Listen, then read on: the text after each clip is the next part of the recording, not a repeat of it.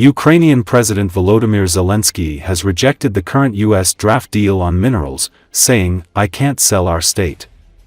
In a press conference on Wednesday, Zelensky explained that the deal was not ready, drafted under U.S. law, and offering inadequate compensation.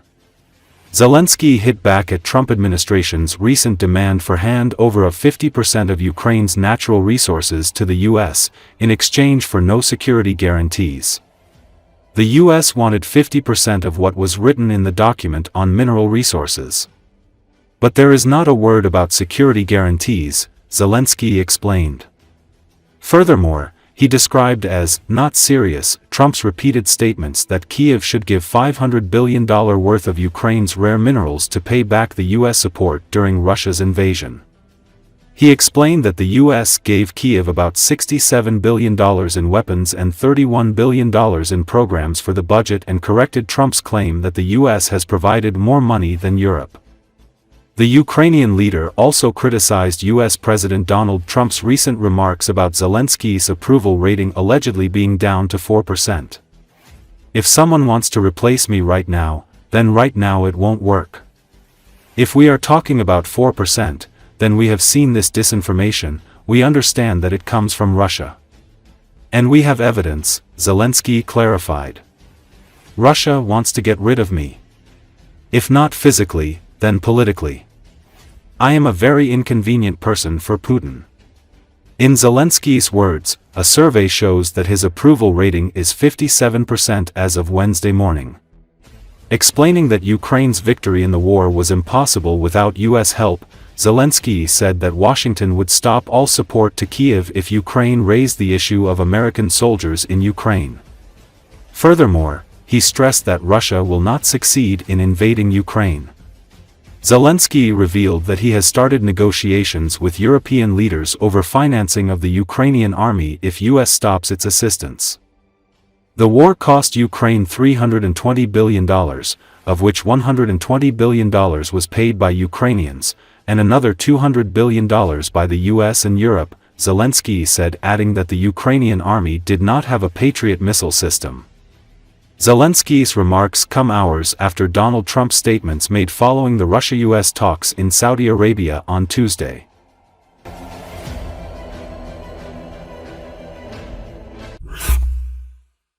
First images have emerged of an innovative containerized air defense system called Gravehawk, jointly developed by the United Kingdom and Denmark for Ukraine.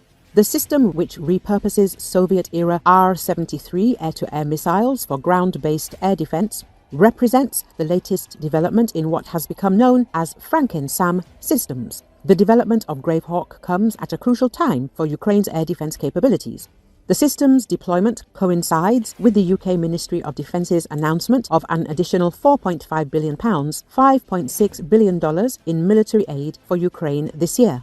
According to Forces News, which first revealed the images and detailed information about the system, the development was carried out by the UK Ministry of Defence's task force Kindred alongside private contractors. The project took approximately 18 months to complete and cost £6 million, approximately $7.5 million. The Ukrainians initially didn't want Gravehawk, instead they wanted more air-to-air missiles and F-16 fighting Falcons. Forces News reports, but having seen it in action, they are now apparently sold on it and want lots more.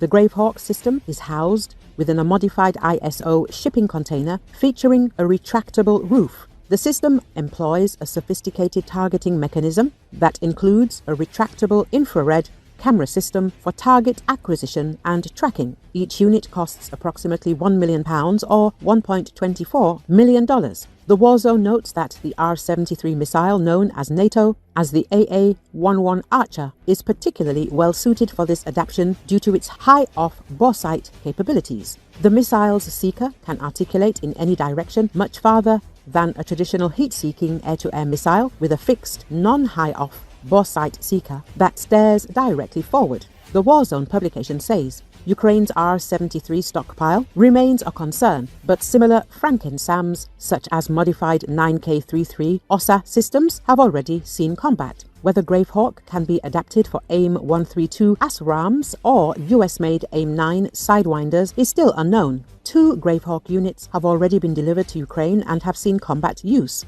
The Ukrainian military is set to receive 15 additional units. The system is transported using a Leyland DAF truck equipped with the demountable rack off-hold and pickup system, allowing for relatively quick deployment and repositioning. The system offers several tactical advantages, including passive infrared sensors that are immune to Russian electronic warfare detection. Containerized design provides mobility while maintaining a low profile during transport. Capability to engage various aerial threats, including drones, cruise missiles, fixed-wing aircraft, and helicopters. The Warzone reports that this development is particularly significant given current uncertainties surrounding future foreign military assistance, especially from the United States.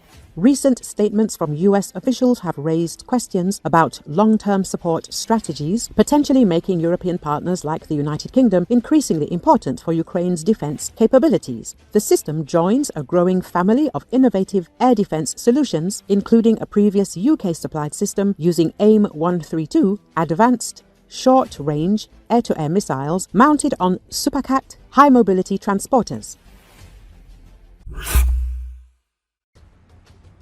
Hundreds of foreign troops are fighting in Ukraine. Among those soldiers of fortune are Colombians, writes the Wall Street Journal. The publication told about Johnny Pinilla, who defends Ukraine from Russian aggression. For 10 years, the man fought with guerrillas in the jungles of his country, but those crazy battles seemed like a vacation to him compared to what he saw in Ukraine, where he had to flee from Russian artillery fire.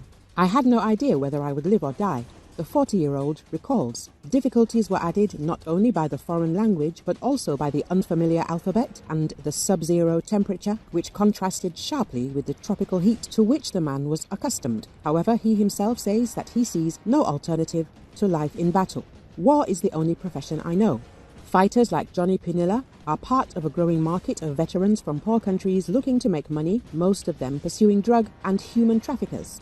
According to Ukraine, 20,000 foreign soldiers have joined its ranks, including people from the Caucasus and even the Indian subcontinent, East Asia and South America.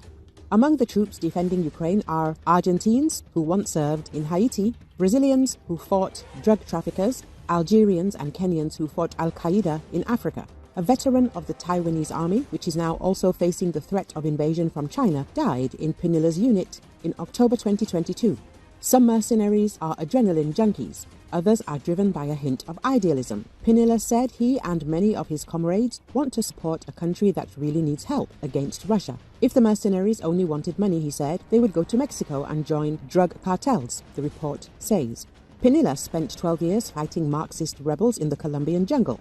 In 2014, he left the army and tried to join other Colombians applying for a new mercenary job.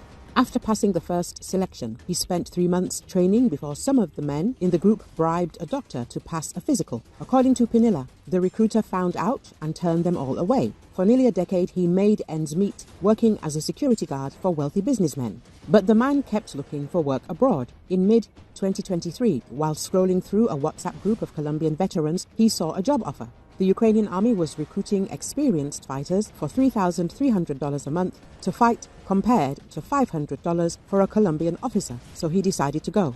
In Ukraine, the man commands a 30-man intelligence unit. The foreigners were also assigned a translator, although much communication took place via smartphone apps. But Colombians are not only fighting on the Ukrainian side. One day, a commander told Johnny Pinilla that intercepts indicated that his unit might encounter other Colombians fighting for Russia. When asked what he would do, Pinilla replied that his men would fight them because anyone who sides with Russia is an enemy, regardless of whether they are from our country or not. Since the beginning of the full-scale invasion of Ukraine, hundreds of citizens from different parts of the world have come to defend the Ukrainian people from Russian aggression. There were volunteers from the US, Taiwan, Brazil, and even South Korea. Unfortunately, among the foreign volunteers, there are missing persons and those who paid the highest price, gave their lives in the war for Ukraine.